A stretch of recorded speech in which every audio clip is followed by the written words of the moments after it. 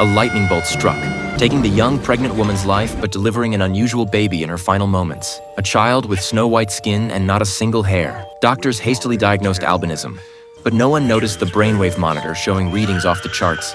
The dense pattern signaling this child was far from ordinary. The uninformed father suffered a mental breakdown, viewing his son as a monster, locking him in the basement to be raised by the grandfather. 18 years later, after the grandfather's death, a sheriff arrived with the head of a care home to take custody of the boy. They'd heard this child had been isolated for 18 years without education and expected to find someone who'd become feral. When they entered the basement and found him in the corner, they were immediately stunned by his pure white skin and pink eyes.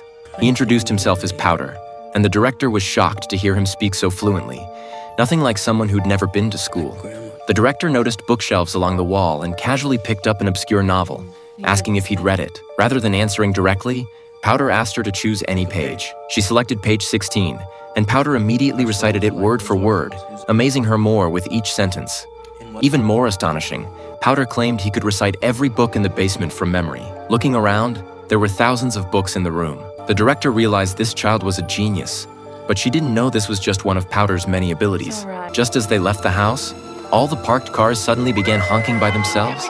The sheriff also noticed numerous lightning rods installed on the roof, wondering why this family was so afraid of lightning. Meanwhile, Powder was brought to the care home, where the first reaction from the boys was to discuss how his appearance would attract discrimination from ignorant people. During mealtime, a bully approached with his followers, not only mocking Powder's appearance, but grabbing a spoon and forcing him to hang it from his nose as humiliation. This time, the bully chose the wrong target. Powder took the spoon, rubbed it vigorously, and suddenly every spoon in the cafeteria flew toward him, stunning everyone present.